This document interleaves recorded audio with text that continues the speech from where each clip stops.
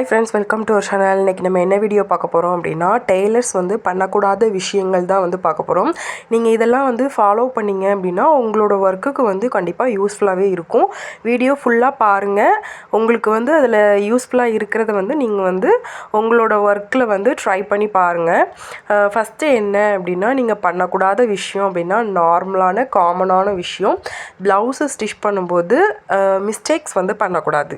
அதாவது நம்ம ஒரு கஸ்டமர்ஸ்க்கு நம்ம பண்ணி கொடுக்கோம் அப்படின்னா அந்த ப்ளவுஸ் வந்து பெர்ஃபெக்டாக இருந்தால் மட்டும்தான் அவங்களுக்கு சாட்டிஸ்ஃபையிங்காக இருக்கும். ஸோ கண்டிப்பாக வந்து மிஸ்டேக்ஸ் இல்லாமல் வந்து ஸ்டிச் பண்ணுங்கள். நீங்கள் கேட்கலாம், ஒரு சில ப்ளவுஸில் வந்து மிஸ்டேக்ஸ் வரும், அது எப்படி மிஸ்டேக் இல்லாமல் வந்து ஸ்டிச் பண்ணுறது அப்படின்னு நீங்கள் வந்து நினைக்கலாம். கண்டிப்பாக உங்களுக்கு மட்டும் இல்லை, எனக்குமே மிஸ்டேக்ஸ் வரும். ஸோ அந்த மாதிரி ஒரு சில ப்ளவுஸில் வந்து மிஸ்டேக்ஸ் வரதான் செய்யும். அதை நீங்கள் வந்து எப்படி சரி பண்ணி ஸ்டிச் பண்ணுறீங்க, கஸ்டமர்கிட்ட வந்து அதை எப்படி பக்காவாக கொண்டு போய் சேர்க்குறீங்க அப்படிங்கிறதுல தான் உங்களோட டேலண்ட் இருக்குது. பட் நீங்கள் வந்து பொதுவாகவே வந்து மிஸ்டேக்ஸ் இல்லாமல் வந்து ஸ்டிச் பண்ணிங்க அப்படின்னா தான் உங்களுக்கு நல்ல ஃபீட்பேக் இருக்கும், நிறைய கஸ்டமர்ஸ் வந்து வருவாங்க. ஸோ கண்டிப்பாக முடிஞ்ச வரைக்கும் மிஸ்டேக்ஸ் இல்லாமல் வந்து ஸ்டிச் பண்ணுங்கள்.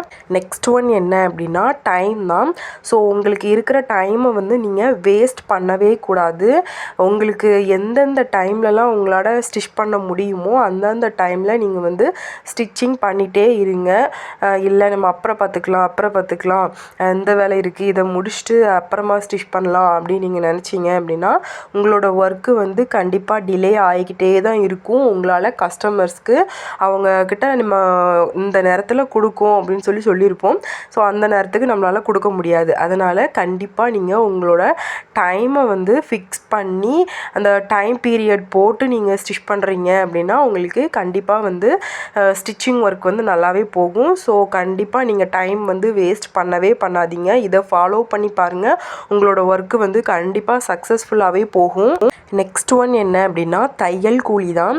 தையல் கூலி வந்து இப்போது அவங்க இந்த அமௌண்ட் ஃபிக்ஸ் பண்ணுறாங்க, இவங்க இந்த அமௌண்ட் ஃபிக்ஸ் பண்ணுறாங்க அப்படின்னு சொல்லி நீங்கள் வந்து உங்களோட அமௌண்ட்டை வந்து சேஞ்ச் பண்ணாதீங்க.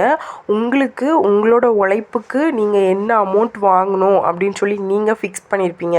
ஆனால் அதுக்காக மற்றவங்களோட ரொம்ப ஹை ரேட் வச்சிங்க அப்படின்னாலும் அது உங்களோட ஒர்க்கை வந்து பாதிக்கும். ஸோ உங்களோட ஒர்க்குக்கு நீங்கள் வந்து கரெக்டாக ரேட் ஃபிக்ஸ் பண்ணிக்கோங்க. ஸோ அவங்க கம்மியாக வச்சுருக்காங்க, அப்போ நம்ம அவங்கள விட கம்மியாக வைக்கணும் அப்படின்னு மட்டும் நினைக்காதீங்க. கம்மியாக வச்சாதான் கஸ்டமர்ஸ் வருவாங்க அப்படிங்கிறது கிடையாது. உங்களோட ஸ்டிச்சிங் தான் வந்து மெயின்.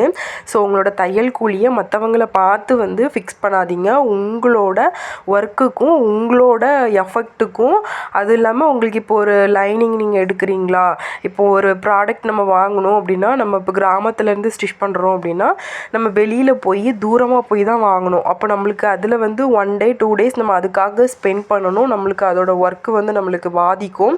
ஸோ இந்த மாதிரி நம்ம டைம் ஸ்பெண்ட் பண்ணி பண்ணுறதுனால நிறைய தூரம் ட்ராவல் பண்ணி நம்ம ஒவ்வொரு ப்ராடக்ட்டும் வந்து பர்ச்சேஸ் பண்ணுவோம். ஸோ சிட்டி சைடு இருக்கிறவங்க பக்கத்தில் இருக்க கடைகளெல்லாம் வாங்கிக்குவாங்க. ஸோ இந்த மாதிரி நீங்கள் பண்ணுறீங்க அப்படின்னாலுமே உங்களோட இப்போ கிராமத்தில் இருக்கிறவங்க வந்து அதிகமாக வந்து காசு கொடுத்து ஸ்டிச் பண்ணுறதுக்கு கஷ்டப்படுவாங்க. ஆனால் இருந்தாலும் கிராமத்துலேருந்து ஸ்டிச் பண்ணுறவங்களுக்கு தான் இந்த மாதிரி லைனிங் ப்ராடக்ட்லாம் வாங்குறதுக்கு கஷ்டமாக இருக்கும். ஸோ நீங்கள் வந்து கஸ்டமர் வந்து அப்படி நினைப்பாங்களோ இப்படி நினைப்பாங்களோன்னு சொல்லி நீங்கள் எதையும் வந்து நினைக்காம உங்களோட தையல் கூலியை நீங்கள் தான் வந்து ஃபிக்ஸ் பண்ணணும். நீங்கள் உங்களோட தையல் கூலியை வந்து கரெக்டாக ஃபிக்ஸ் பண்ணி உங்களோட ஸ்டிச்சிங் வந்து பெர்ஃபெக்டாக இருந்ததுன்னா கண்டிப்பாக உங்களுக்கு நிறைய ஆர்டர்ஸ் வந்து வரும். ஸோ உங்களோட தையல் கூலியில் நீங்கள் மிஸ்டேக் பண்ணிடாதீங்க. நெக்ஸ்ட் ஒன் என்ன அப்படின்னா, நம்ம வந்து இப்போது ஸ்டிச் பண்ணுறோம், ஆனால் அது வந்து மற்றவங்களுக்கு நிறைய பேர் வந்து பார்ப்பாங்க, நம்மக்கிட்ட நிறைய பேர் வந்து ஸ்டிச் பண்ண கொடுக்குறாங்க அப்படின்னு சொல்லி நம்மகிட்ட வந்து கேட்பாங்க. நிறைய ஆர்டர்ஸ் வருது போலையே, பயங்கரமாக ஒர்க்கு போகுது போலையே, நல்லா பிஸ்னஸ்லாம் வந்து நல்லா போகுது போல் அப்படின்னு சொல்லி வந்து நிறைய பேர் கேட்பாங்க. ஸோ அவங்கக்கிட்ட நீங்கள் வந்து உங்களோட வருமானம், உங்களோட ஆர்டர்ஸு இது எல்லாமே நீங்கள் வந்து வெளிப்படையாக சொல்லவே சொல்லாதீங்க. இது வந்து மெயினாக எல்லாரும் பண்ணுற பெரிய மிஸ்டேக்ஸ் தான். ஏன்னா இப்போ நம்மளுக்கு வந்து நல்லது நினைக்கணும் அப்படின்னு நினைக்கிறவங்க நிறைய பேர் இருப்பாங்க.